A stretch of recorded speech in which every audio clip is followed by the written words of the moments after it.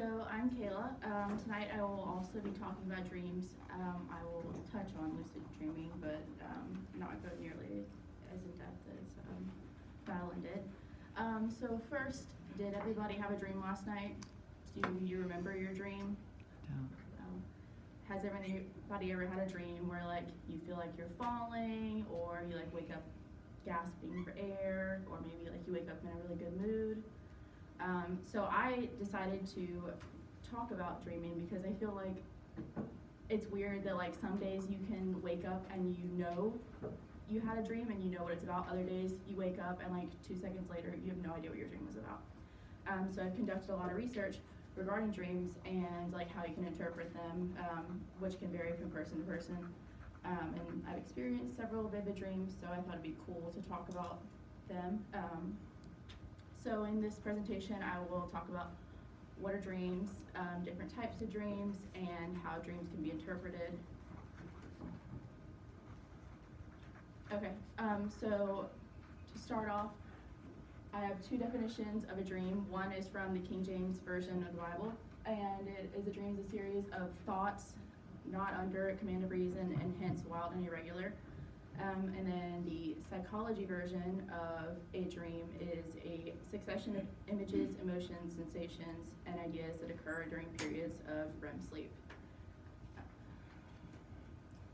So the sleep cycle, I think this will like answer the question you had earlier about like when you dream and why you can remember or not. So most dreams occur during REM sleep.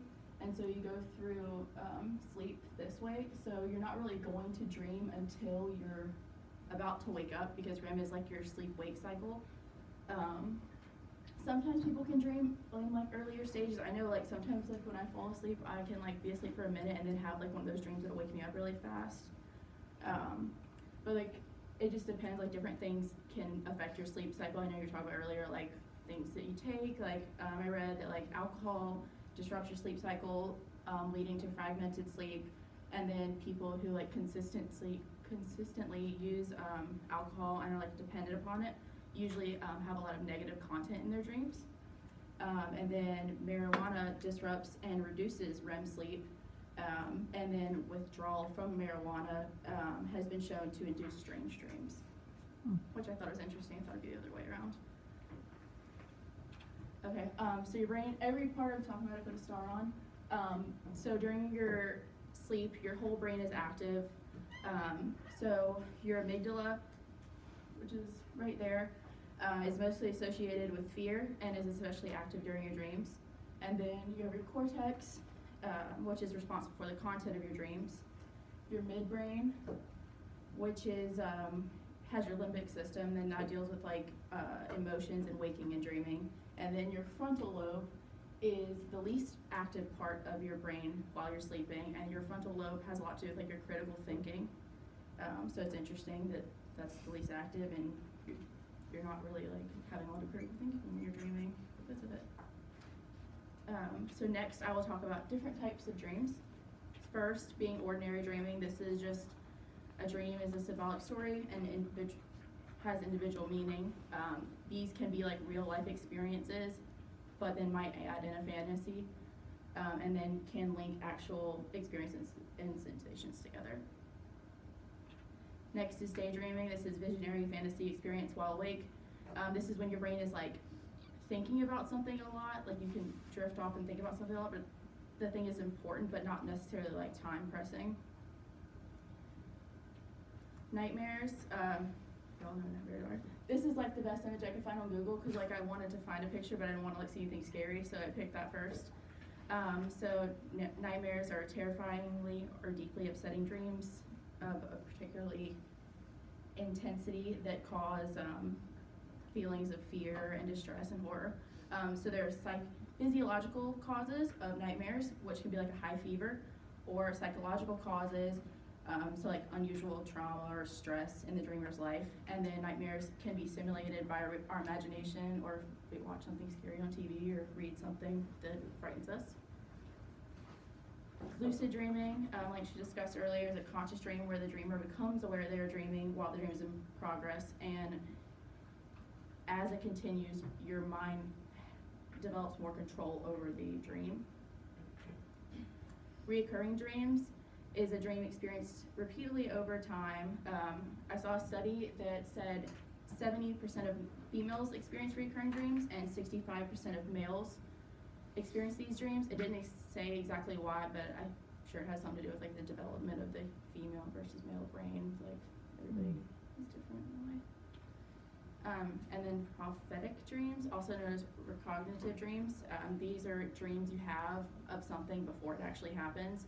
And a study showed that about 42% of people have felt they've had a dream and then the event happened later on. So a lot of people earlier said they didn't remember their dreams. So we're going to talk about why. So studies consistently show that people who haven't recalled a single dream in decades or even their entire life do in fact recall them if they're awakened at the right time.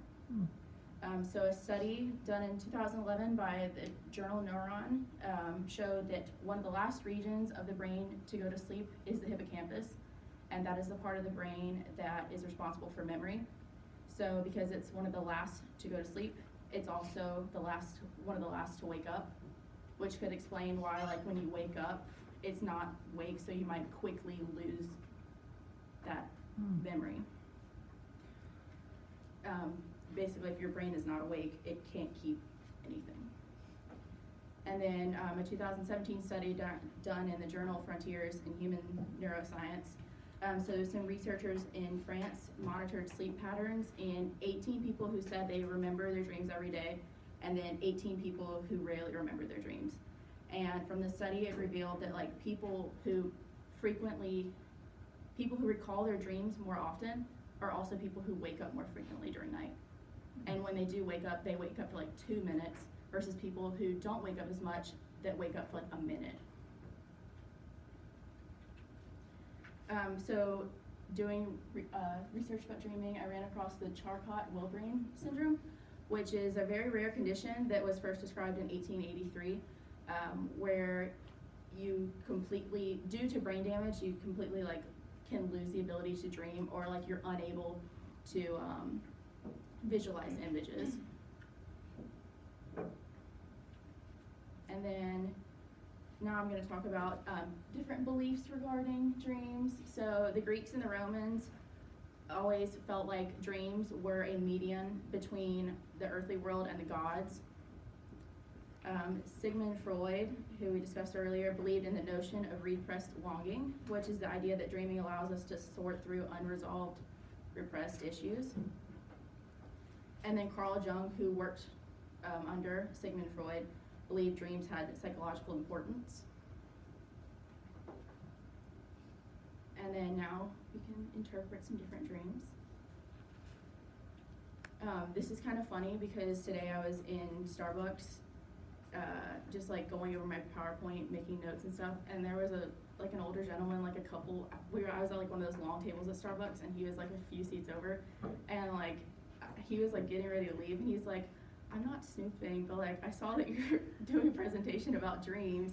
He was like, "I always have such weird dreams," and he was telling me, he's like, "But like, what does it even mean when you like have a dream that you're naked?" Or like, he's like, "I always have dreams that I can fly, like I'm just like walking on the road and like all of a sudden I take off." And I was like, it was really funny. I actually talked to him for like 45 minutes. I was like, I'm studying, but whatever. So a dream where you're being chased by someone or something can indicate you're avoiding issues in your life instead of addressing them.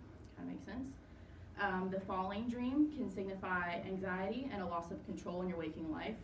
This is a dream that a lot of people experience. The naked dream signifies insecurity, humiliation, shame, or feelings, or it can also like be a signal that you need to like get a taste of freedom and do something different. A dream about failing your exams. So like for people that are in school, you know, like you're worried something bad's gonna happen at school, but like people older in life that have just jobs might have dreams like this, and this may be related to like worry about something bad happening at work. And then dreams where like you're awake but not really awake usually occur in the morning, and then it usually means you're just worried about your upcoming day. The snake dream, this is like hidden fears or worries that are threatening you, and or dreams that could signify like temptation. The flying dream usually happens during lucid dreaming, and this is like when, because it's like lucid dreaming and sometimes you have control over it, like you're just having fun. Mm-hmm. And like you know you're dreaming, so you're doing something that would be fun. Where you can't run, this could mean you're suffering from low self-esteem or lack of self-confidence, or you're possibly going through a situation in your life where you feel powerless. A dream of the dead. So this could mean you're influenced by negative people in your life. It could also mean you are wanting to resolve feelings with somebody who's passed, or possibly you have some type of relationship with somebody who resembles that past situation. And then dream of murder, if you're murdering somebody, it's repressed aggression or rage at someone or yourself. If you are the person that was murdered, it could mean you're trying to disconnect from your emotions. So I just wanted to leave you with this quote from Sigmund Freud, the father of a lot of modern psychology and the interpretation of dreams. So Freud said, "The dream shows how recollections of one's everyday life can be worked into a structure where one person can be substituted for another, where unacknowledged feelings like envy or guilt can find expression, where ideas can be linked to verbal similarities, and where laws of logic can be suspended."